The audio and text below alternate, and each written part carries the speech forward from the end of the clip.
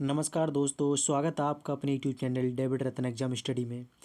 एक बार फिर से मैं आपका दोस्त लेकर हाजिर हुआ हूँ एकदम बेहतरीन प्रैक्टिस सेट नंबर 18, जो हमारे पर्यावरण अध्ययन एवं सामान्य ज्ञान से संबंधित क्वेश्चन होने वाले हैं। तो दोस्तों, आज का हमारा प्रैक्टिस सेट बहुत ही बेहतरीन और उम्दा रहने वाला है। तो दोस्तों, वीडियो को अंत तक देखें, स्किप ना करें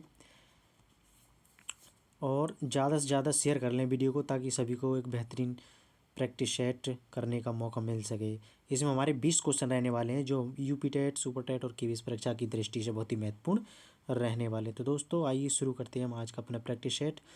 उससे पहले दोस्तों, अगर आप ये चैनल पर नए हैं तो चैनल को सब्सक्राइब जरूर कर लें, साथ में बेल आइकन दबाना ना भूलें और वीडियो को लाइक करें और ज़्यादा से ज़्यादा शेयर कर लें। तो दोस्तों, चलते हैं हम आज के प्रैक्टिस सेट पर। आइए दोस्तों, शुरू करते हैं हम बिना किसी देरी के। आज का हमारा फर्स्ट क्वेश्चन है, क्वेश्चन नंबर 1। क्वेश्चन क्या है? प्रिटोरिया किस देश की राजधानी है? बताएंगे दोस्तों, प्रिटोरिया किस देश की राजधानी है? Option number A Namibia, option number B दक्षिण Africa, option number C Kenya, option number D Nairobi. तो प्रिटोरिया राजधानी जो है हमारी, वो है दक्षिण अफ्रीका की।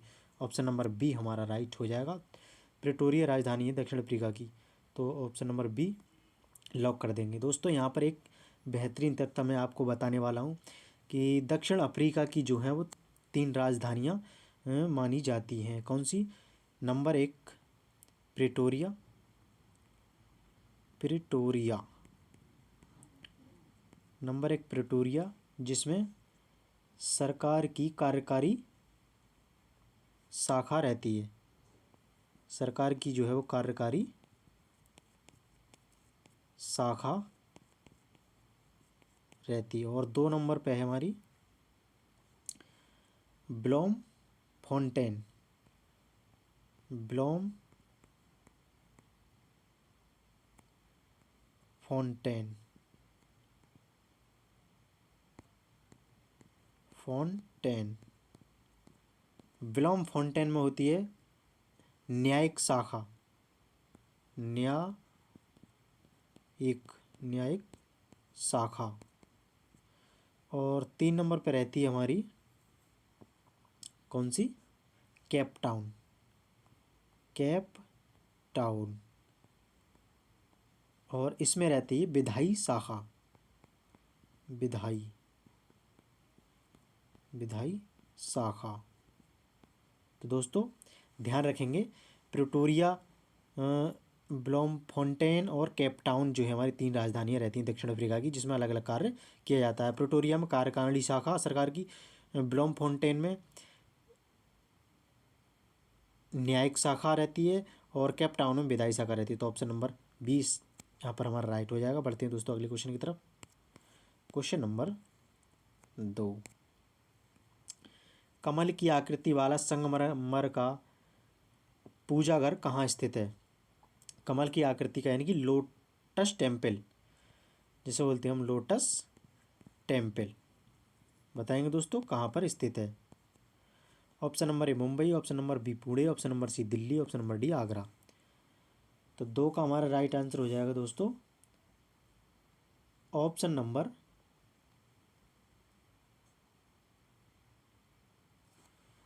सी दिल्ली, नई दिल्ली। तो लोटस टेम्पल यानी कमल की आकृति वाला संगमरमर का पूजा घर लोटस टेम्पल जो हमारा वो नई दिल्ली में स्थित है। ऑप्शन नंबर सी हमारा राइट हो जाएगा। चलते हैं दोस्तों अगले क्वेश्चन की तरफ। क्वेश्चन नंबर अगला, क्वेश्चन नंबर 3। 5 सितंबर को मनाया जाने वाला शिक्षक दिवस किसके जन्म दिवस के अवसर पर मनाया जाता है? बताएंगे दोस्तों, किसके जन्म दिवस पर 5 सितंबर को शिक्षक दिवस मनाया जाता है? Option number A doctor Rajendra Prasad, option number B doctor Zakir Hussain, option number C Lal Bahadur Shastri, option number D doctor Sarvepalli Radhakrishnan ji.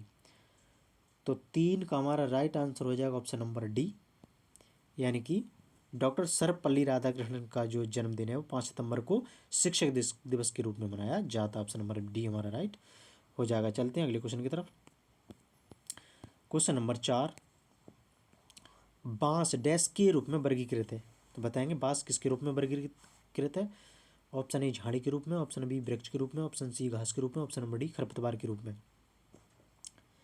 तो 4 का हमारा राइट आंसर हो जाएगा ऑप्शन नंबर सी, यानी कि घास।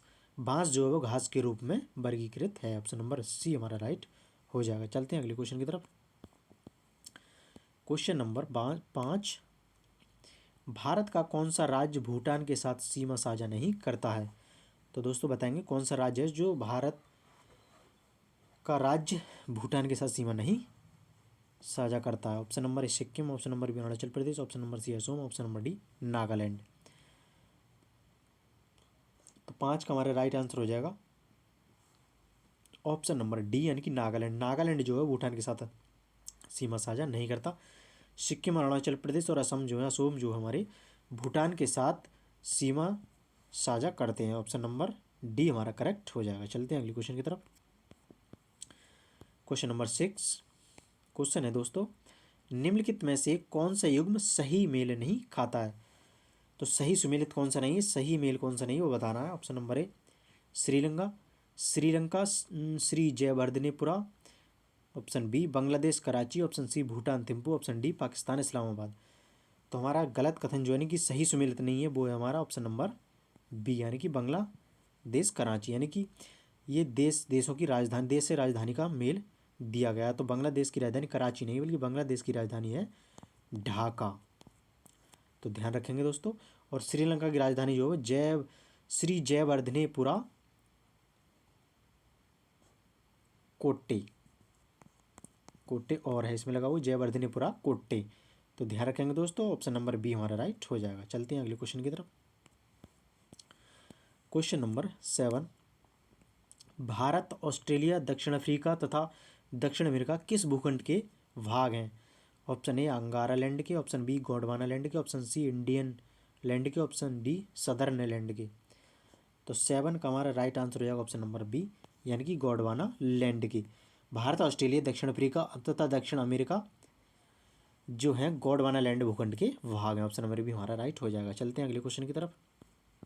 क्वेश्चन नंबर 8 क्वेश्चन क्या है दोस्तों, निम्नलिखित में से मृदा की किस किस्म को कपास मृदा भी कहा जाता है?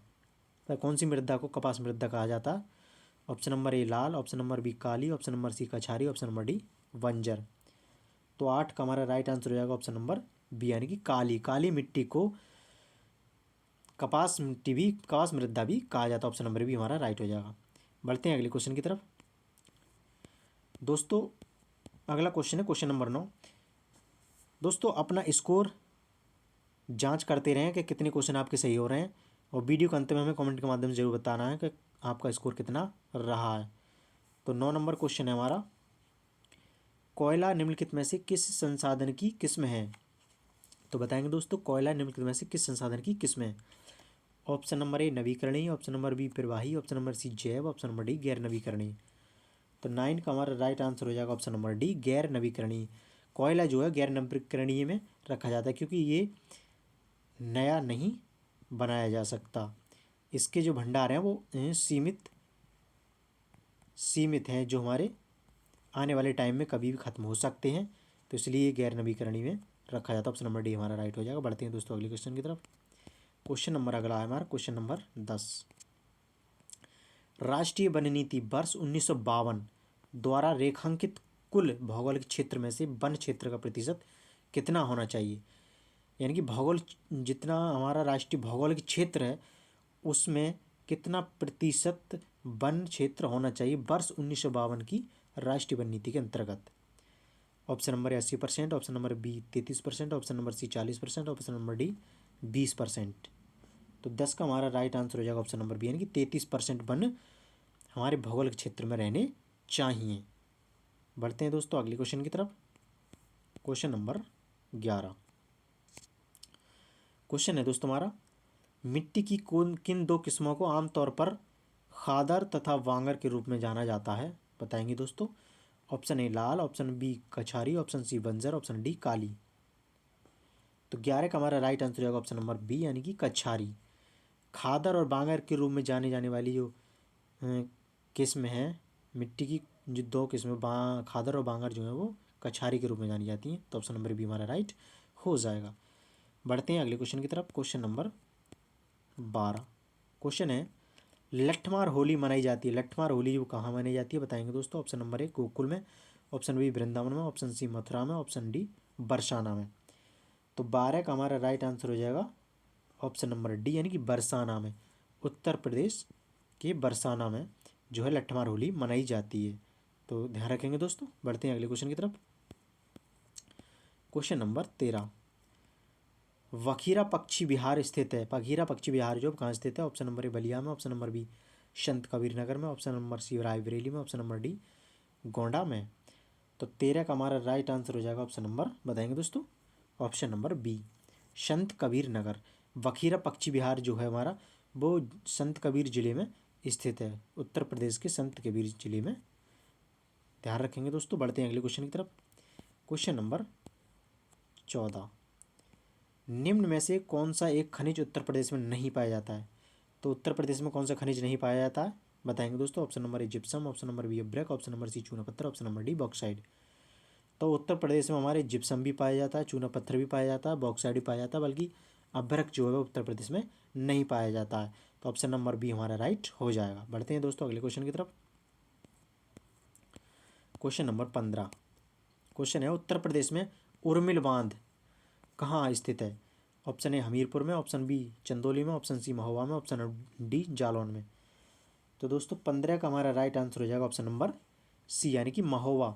महोबा में जो है उत्तर प्रदेश के महोबा में उर्मिल बांध स्थित है। ये यूपी और एमपी की सीमा पर पड़ता है, तो ध्यान रखना है दोस्तों। बढ़ते हैं अगले क्वेश्चन की तरफ। क्वेश्चन नंबर 16, क्वेश्चन है भारतीय संविधान नागरिकता प्रदान करता है, नागरिकता किस आधार पर प्रदान करता है ये बताना है दोस्तों।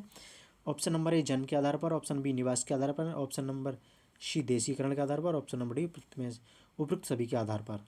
तो 16 का हमारा राइट आंसर हो जाएगा ऑप्शन नंबर डी, यानी कि उपयुक्त सभी के आधार पर, जन्म के आधार पर, निवास के आधार पर, देशीकरण के आधार पर भारतीय संविधान हमारा नागरिकता प्रदान करता है। बढ़ते हैं अगले क्वेश्चन की तरफ। क्वेश्चन नंबर 17, क्वेश्चन है दोस्तों भूमि सुधार अधिनियमों को संवैधानिक सुरक्षा प्रदान करने हेतु सम्मिलित किया गया है, तो कौन सी अनुसूची में सम्मिलित किया गया है, बताएंगे दोस्तों। ऑप्शन नंबर ए 7वीं अनुसूची में, ऑप्शन नंबर बी 8वीं अनुसूची में, ऑप्शन नंबर सी 9वीं अनुसूची में, ऑप्शन नंबर डी 10वीं अनुसूची में। तो 17 का हमारा राइट आंसर हो जाएगा ऑप्शन नंबर सी, यानी कि 9वीं अनुसूची में भूमि सुधार अधिनियम को संवैधानिक सुरक्षा प्रदान करने के लिए 9वीं अनुसूची में शामिल किया गया है। तो ऑप्शन नंबर सी हमारा राइट हो जाएगा। बढ़ते हैं अगले क्वेश्चन की तरफ। क्वेश्चन नंबर 18, क्वेश्चन क्या है दोस्तों, पोखरण नाभिकीय परीक्षण 1974 का आधिकारिक कोड क्या था? यानी कि 1974 में जो पोखरण में नाभिकीय परीक्षण किया गया था उसका कोड क्या था, आधिकारिक कोड क्या था, ये बताना है दोस्तों।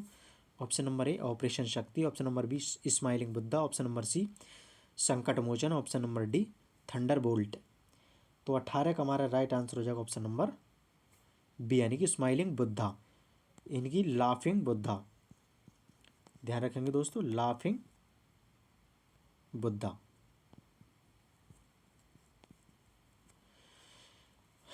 तो ऑप्शन नंबर बी हमारा राइट हो जाएगा। बढ़ते हैं दोस्तों अगले क्वेश्चन की तरफ। क्वेश्चन नंबर अगला है हमारा 19, नाफेड किससे संबंधित है, बताना है दोस्तों। नाफेड जो है किससे संबंधित है? पहले तो नाफेड की फुल फॉर्म बताएंगे दोस्तों। तो हमारी नाफेड की फुल फॉर्म हो जाती है, क्या होगी? नाफेड की फुल फॉर्म होगी national national national agricultural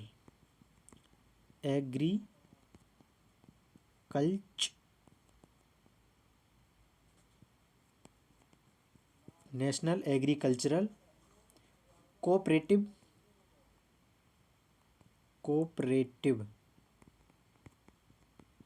national agricultural cooperative marketing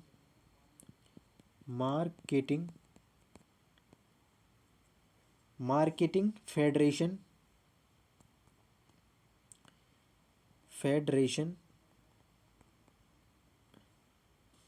of India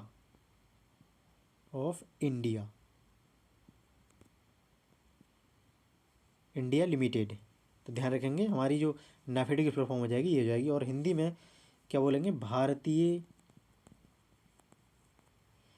भारतीय राष्ट्रीय कृषि सहकारी, भारतीय राष्ट्रीय कृषि सहकारी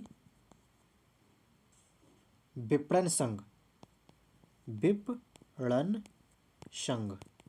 तो ध्यान रखेंगे दोस्तों, तो 19 का हमारा यहाँ पर राइट आंसर क्या हो जाएगा, नाफेड किससे संबंधित है? ऑप्शन नंबर ए कृषि विपणन से, ऑप्शन बी पशुपालन से, ऑप्शन नंबर सी ईंधन की बचत से, ऑप्शन नंबर डी जनजातियों के विकास से।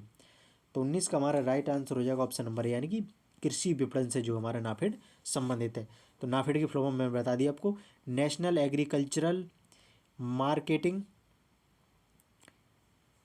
National agriculture cooperative marketing federation of India, भारतीय राष्ट्रीय कृषि संघ विपणन।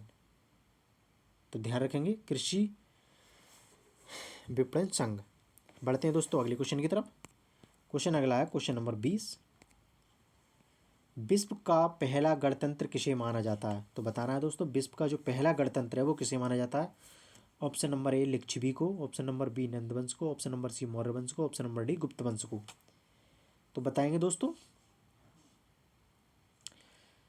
20 का क्या राइट आंसर हो जाएगा?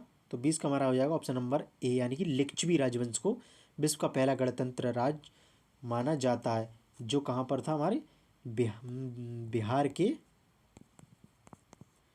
वैशाली राज्य में। तो ध्यान रखना है दोस्तों, ऑप्शन नंबर ए हमारा राइट हो जाएगा।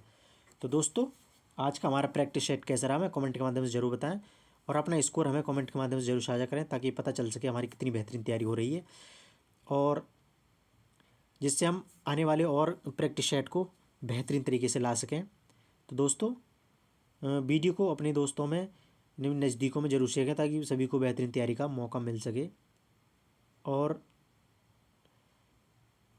एकदम मस्त रहें, स्वस्थ रहें और अपनी तैयारी को रेगुलर बनाए रखें। तो दोस्तों इसी के साथ जय हिंद, वंदे मातरम। और हाँ दोस्तों, अगर प्रैक्टिस सेट में कोई कमी आपको नज़र आए तो हमें कमेंट के माध्यम से ज़रूर बताएं, ताकि उसमें हम सुधार कर सकें, क्योंकि गलतियाँ तो सभी से कहीं ना कहीं हो ही जाती हैं।